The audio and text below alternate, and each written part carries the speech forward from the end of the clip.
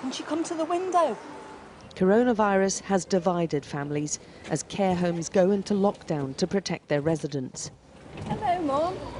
Edith is 91 with dementia and can't understand her daughter's reluctance to join her. I can't come too close because I've got a cold.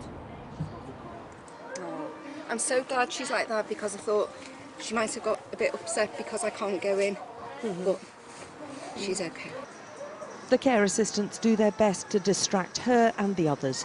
At this home, the care assistants have moved in so they can keep the virus out, leaving their own families to care for the elderly relatives of others.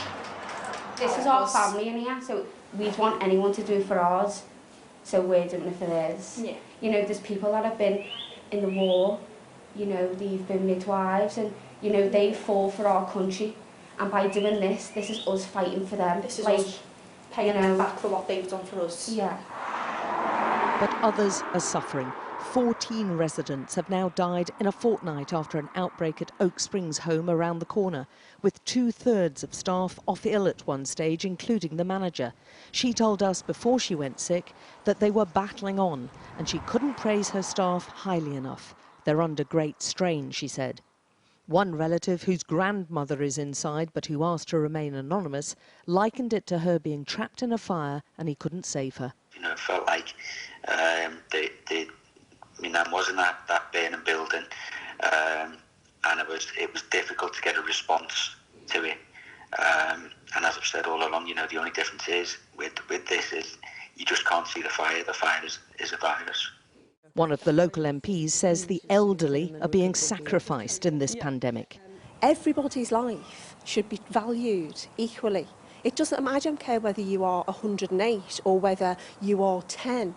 Your life is as valuable when you are young as when you are old. We have all contributed to society. These people deserve the optimum chance of survival, and we've got to do everything in our power to ensure that they are safeguarded. One care assistant working in a home with an outbreak didn't want to be identified, but told us of lack of PPE, panic and fear as they cope with rising deaths. Even though I was at my own mother's death, I've seen dead bodies before. I have never laid a body out, and on one day I laid 2 out in an hour, and nothing could prepare you for that. I can see people at breaking point, and I feel like people might come out of this with like PTSD.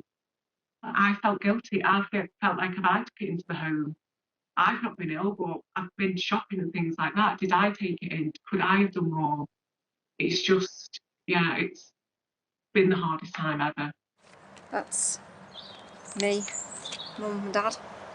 Jean's mother in happier times when she was fit and healthy.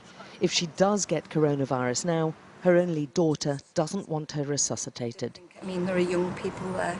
Not that I'm just saying that I don't think I'm being mercenary there. Obviously, she's my mum. We want to keep her as long as possible. But I would hate for us to go that, and I know that she would hate it too. She'd prefer a younger person to be saved ahead of her? Yes, definitely, definitely. At Beachside Home, they know once the virus gets in, it'll be catastrophic.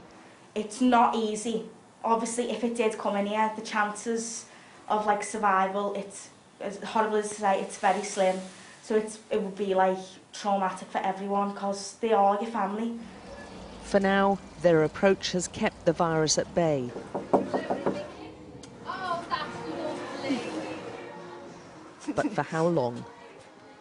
Alex Crawford, Sky News, Liverpool.